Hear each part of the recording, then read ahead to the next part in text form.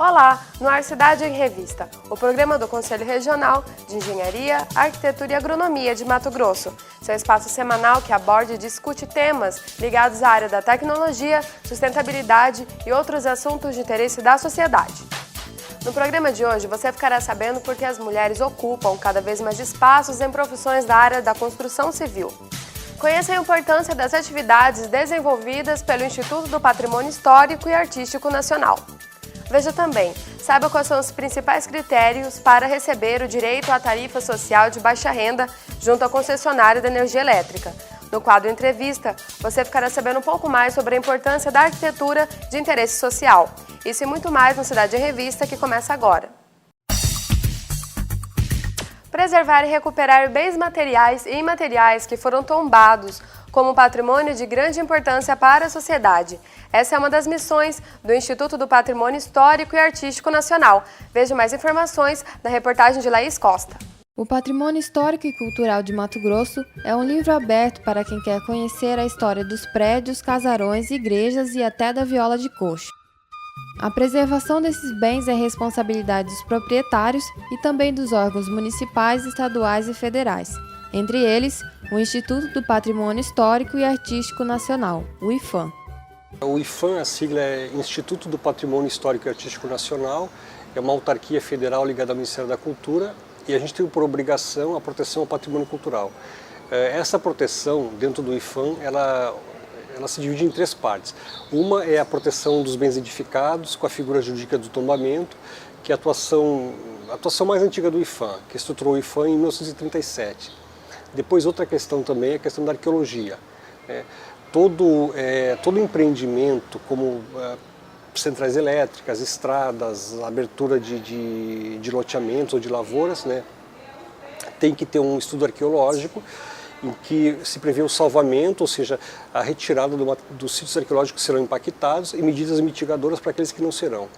E mais recentemente tem a questão do patrimônio imaterial também, que são as manifestações da cultura intangível, imaterial, como se fala, e é o registro que se chama. Então, no caso de Mato Grosso, a gente tem a viola de coxo registrada como patrimônio cultural brasileiro. Do ponto de vista do tombamento, que é a figura mais tradicional, a gente tem tombado em Mato Grosso.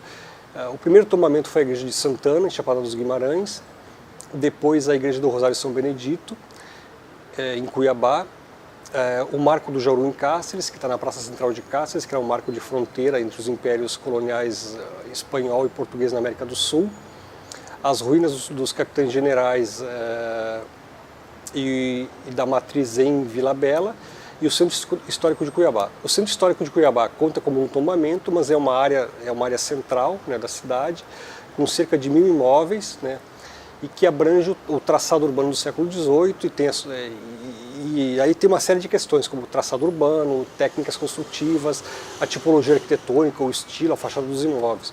Isso conta a história de Cuiabá, a história do desenvolvimento urbano do estado de Mato Grosso. Eu acho que a proteção do patrimônio cultural em nível nacional, a gente poderia fazer uma relação com a história pessoal de cada um, como se fosse a história de família. Por que a gente guarda as fotos de família, por que a gente guarda objetos que nos remetem aos nossos pais, avós ou tios e tudo mais. Então, numa esfera de nação é isso, esses elementos eles contam do porquê a gente existe e é da forma que é, o que ela significa. E, por exemplo, para os bens materiais, para as edificações, além do aspecto estético dela, que é muito importante também, esses bens agregam um monte de significados, que também contam a história desse país ou dessa localidade. Para o superintendente, os bens que fazem parte do patrimônio histórico não devem ser considerados ultrapassados, e sim partes da história das cidades e do país. Eu acho que no Brasil, de uma forma geral, isso obviamente se reflete em Cuiabá, se tem uma noção muito equivocada de progresso e desenvolvimento. Essas duas palavras são vistas como que você tendo que fazer tábula rasa do passado, você tem que destruir tudo. E eu acho que não, acho que essas coisas são cumulativas. Então, em Cuiabá a gente já teve um centro histórico muito impactado e um outro problema aqui, basicamente uma mudança de uso.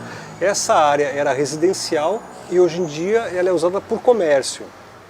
Então o comércio tem outras demandas, ele quer uma grande abertura de fachada, uma grande porta, não quer preservar aquelas portas pequenas e janelas, enfim, letreiros pequenos também.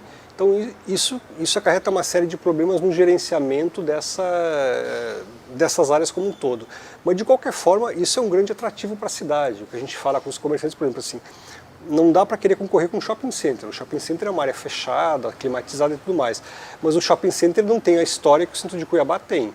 O turista, por exemplo, shopping center é igual em qualquer lugar do país e até em qualquer lugar do mundo. Agora, o centro histórico de cada localidade ele é único, ele conta a história daquele local.